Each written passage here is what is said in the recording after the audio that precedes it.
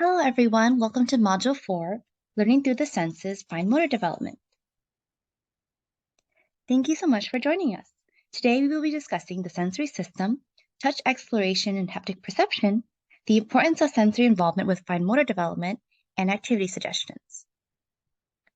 So first up, the sensory system and fine motor skills. So there are 7 senses within our sensory system that contributes to our ability to participate and perform in our everyday activities. These senses involved are sight, hearing, smell, taste, touch, vestibular, or also known as movement, and proprioception, which is our body position and awareness. For children, so much learning and growth occurs simply by engaging in play. Our senses develop and mature at different rates. Providing opportunities to explore and play activities that include movement, touch, and exploration supports the development of a healthy, well-regulated, and functioning sensory system. Now let's think about another example using the picture on the right here. The child uses his vision to see where the red car is on the ground. His tactile or touch sense allows him to grab and hold his toy. As he places his weight on his elbows and body, proprioception allows him to know where his body position is in the room and to the car. The vestibular sense allows him to stay balanced and not fall over as he pushes the toy car back and forth. Now, sensory integration. Sensory integration is really important as we think about it being the ability to process and organize all this information that we receive from our bodies and the environment as we use it to participate in our day-to-day activities. To gain a better understanding of what sensory integration is, let's think about another example. Do you remember as a kid smelling fresh baked cookies or walking down on the road and past a bakery? Our smell entices us to bite into a cookie and taste it. Now we think about what flavor is it? Chocolate chip or oatmeal raisin? How is the texture? Is the cookie crispy or soft? Taking into all the different senses that was activated from eating a cookie, you decide what it is, how it felt like, and if you enjoyed it and want more.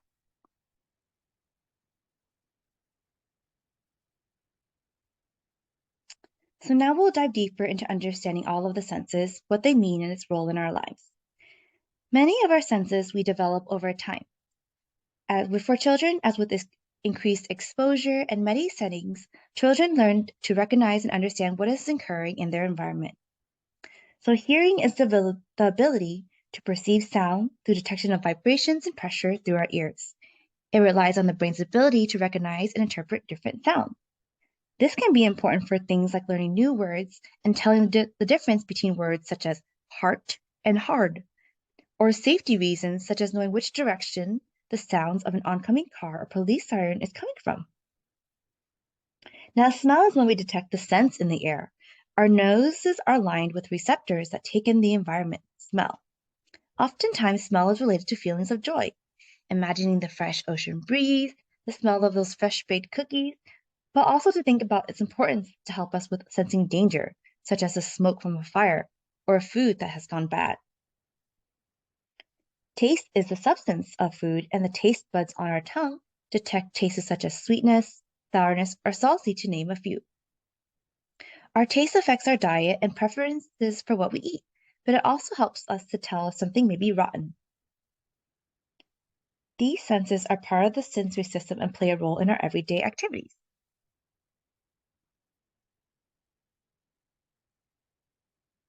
Now, as we continue defining the senses involved in the sensory system, these next few are especially important for the development of fine motor skills. First up is vision. We've talked about it before in previous modules, but to refresh our memory, it's the ability of the eyes to be able to focus and send the visual stimuli for the brain to recognize, differentiate, and understand what we are seeing. It's important for skills such as visual motor integration and activities like learning how to read, the ability to write, and many other important tasks to succeed in school and future work. Vision also impacts our eye-hand coordination to carry out self-care tasks like tying our shoes. Now, next up is the vestibular sense. This is what keeps us balanced while moving. It involves receptors in our neck, ear, eyes, and body to keep everything in balance. This is important because it helps us to coordinate our eye movements with the position of our head. Think about activities such as watching a ball in the air while you play catch, or looking over to the next page quickly while reading.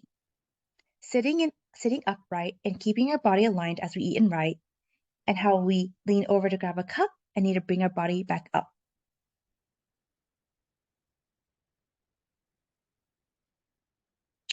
Next up, we have proprioception, which is the awareness of our body's position and movement as it processes information from receptors in our bones and muscles. This sense is important because it lets us know where our body parts are in space so that we can better plan our movement. Examples of this include writing with a pencil and learning not to push too hard, and knowing the position of our bodies prevents us from running into things like the corner of a kitchen table or walking through a door. Touch or tactile is the perception from the receptors within our skin, which allows us to understand what we come into contact with. It senses pressure, pain, and temperature through touch. This could be playing in the grass, feeling the sand at the beach, or playing with Play-Doh.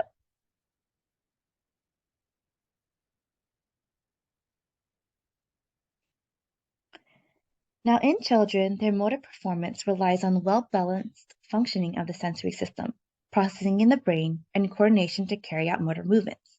Being able to take in all this information from the senses, such as touch, vision, and movement, and combining it with the memories and knowledge, helps the brain to process and create meaning to new experiences. For example, let's think about water and an ice cube. As infants, children are exposed to water in ways such as a bath time. And as they grow older, they may see their family members put ice in a cold drink for a hot day. They may explore the ice cube with their hands, and they'll feel its cold sensation and hard texture. But slowly, it will melt from the warmth of their hand and turn back into water.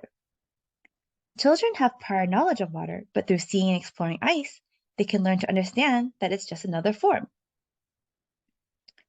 Research has shown that incorporating sensory and fine motor activities for children improves their fine motor functions.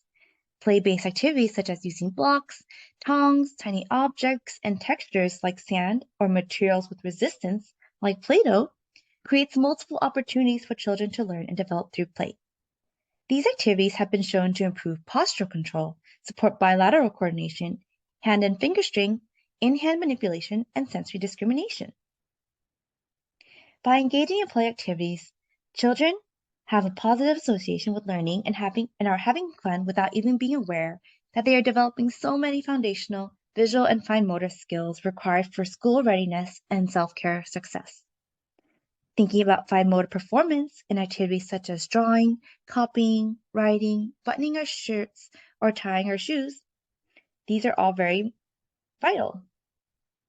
In a study by Coulthard and others, they revealed that by creating play experiences with food for children and early exposure to various non-food substances and textures, it was associated with a higher acceptance of tasting foods and consumption.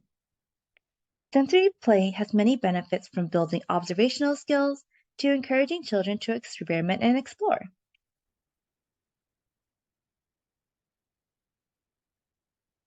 So one such activity could be a sponge and squish. This is a fun activity for sensory play with water and developing their coordination.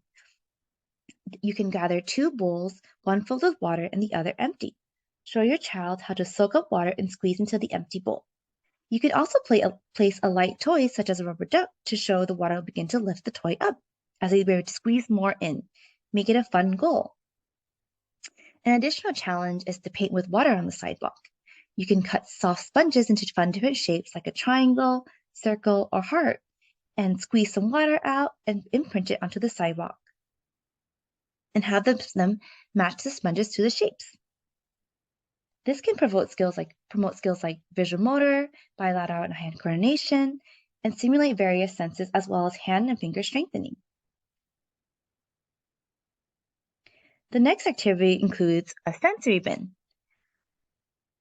So with the sensory bin, you can fill a plastic bin with dry materials such as rice, beans, or crushed Cheerios. You can also place some of your child's favorite toys to make it more motivating and engaging and allow your child to dig through and feel for the items. You can make it a fun challenge by having them pick certain colors or shapes. This will also stimulate various senses as well as attention to the activity.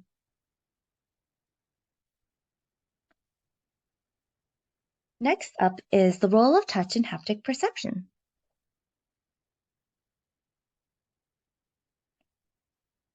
So earlier we discussed and defined all the senses, but now we're going to talk a bit more in depth about touch and how touch exploration leads to more refined senses. As a quick refresher, touch allows us to perceive what we come into contact with through our skin, what it is we are feeling, and in its earlier stages, touch sensations for babies start with cuddling and skin contact with their caregivers as soon as they are born. As babies grow, the sense of touch progressively develops. This sense allows us to understand and feel the difference in pressure, such as when a child pushes down on a pencil too hard, or pain if a child accidentally touches a sharp edge or gets a splinter, and temperature, being careful not to touch a hot cup of tea or to be washing their hands with just lukewarm water. Now, there are two types of touches. Passive touch is coming into contact with the surfaces even when we are not moving. This could be our clothing on our body, the chair that we sit on, or the feeling of rain on our skin. Active touch occurs when we choose to explore surfaces and objects in the environment around us, so we can learn and understand more about the world. Active touch for children is an exploratory behavior and leads to something called haptic perception.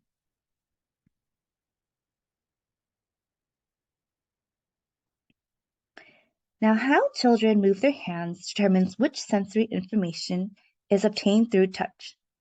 Haptic perceptions means to grasp something. It's the ability to understand the features of an object, such as its shape, texture, or orientation, such as if it's upside down, flipped over, or on its side.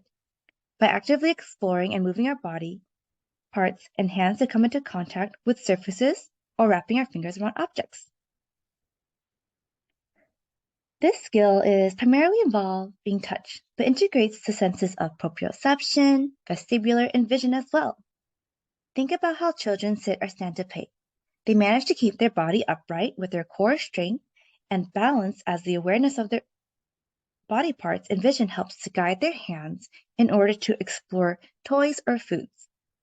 Supporting children in their development of motor skills and their sensory integration helps them become more confident in exploring and learning the features of objects and tasks. This development of haptic perception leads to children acquiring new motor skills and a stronger ability and understanding of their senses. Now, haptic perception is present in babies about 4 to 6 months, such as when they mouth and play with a toy rattle, and is not fully developed until about 5 to 6 years old, which is important as we think about the transitional time to kindergarten.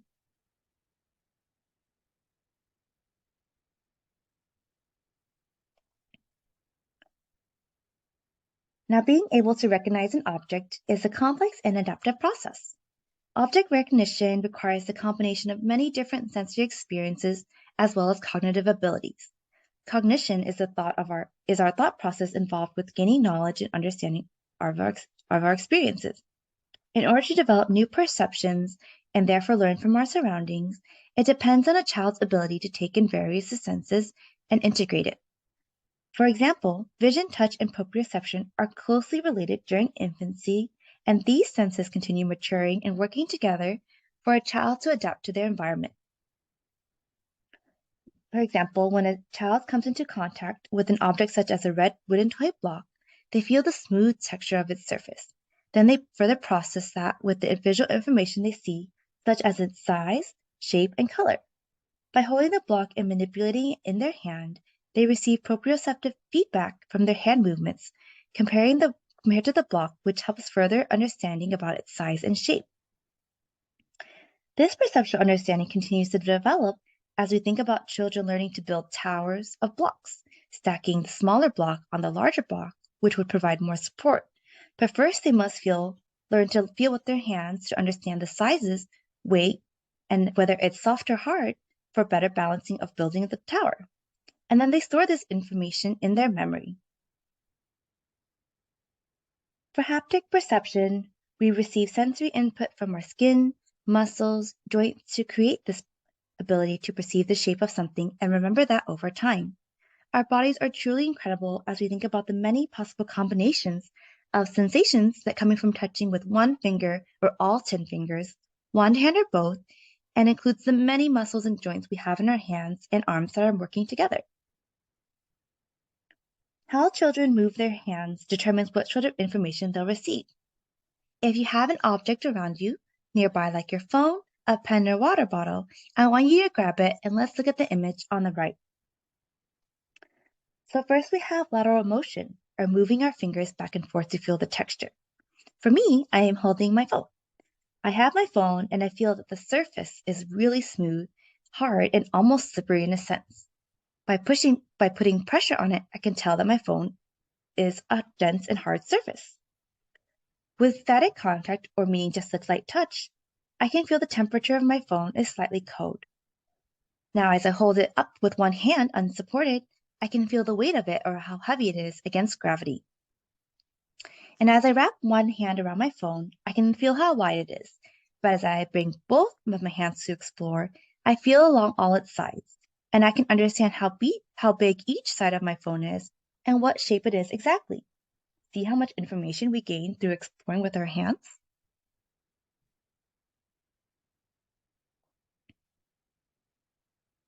Now let's discuss the importance of haptic perception. Our ability to perceive and carry out movements are connected to each other, and this relationship is vital to developing the functional skills to be out in the community. As children, developing their haptic perception is important for their ability to use tools in their academics and self-care tasks. Many of our daily tasks require haptic function, such as using utensils, holding a water bottle, writing, or tying shoelaces and buttoning.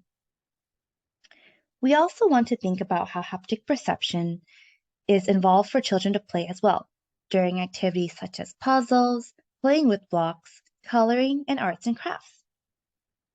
In a study by Wang and Moore, they wanted to see how haptic perception intervention impacted children with developmental coordination disorder and their fine motor abilities. The results of their study showed improvements for these children in visual spatial relations, visual memory, and visual sequential skills, which are all visual perceptual skills we discussed in an earlier module. And they are very important for carrying out fine motor tasks. Being able to tell the difference between objects allows children to become better at planning their movements. Now let's think about arts and crafts and teaching children how to use scissors. We always show them how to hold it by the looped ends and to keep the sharper ends away from their body. When thinking about teaching children how to pass it and share items with others, we show them how to make sure the scissors are closed and to pass it in a way that their friend doesn't touch the sharp edges. Developing haptic perception through touch is an important skill that helps the child to understand what they're touching, what is the shape, structure, and size of the object so they know how to hold it, the amount of pressure needed, and what is the function or use of the object. As children play, they are learning so much just through engagement with their hands and toys. Play provides opportunities for development in so many ways, and how we support and guide children in their play will set the foundation for the skills and ability to adapt and be successful in the future.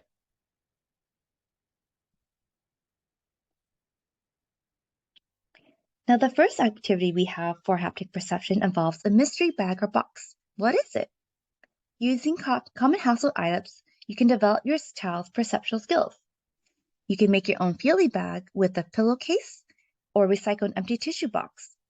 Placing familiar items such as a toy car, toy Legos, plastic spoons, or pom-pom and cotton balls, you can place it inside the bag or box and hold it so that they can't see inside.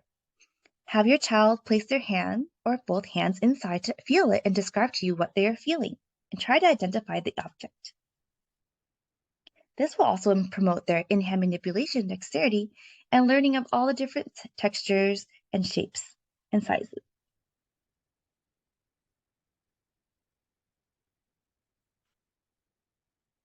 Next up, we have a Play-Doh feel and match. This will be a fun visual and sensory matching object activity.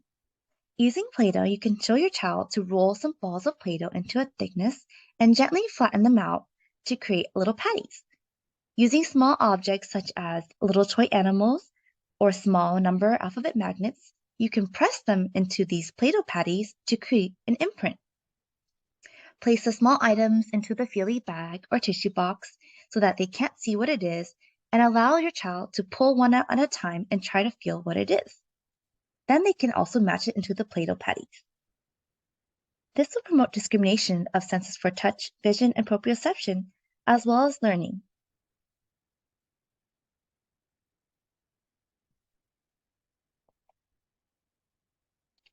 Some activities for older kids involving sensory and fine motor play can include a game of tug of war, painting, an animal walks relay race, going to the playground, or helping out with baking and cooking, just in their everyday routine.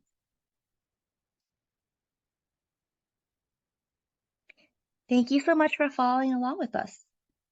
We'll see you next time.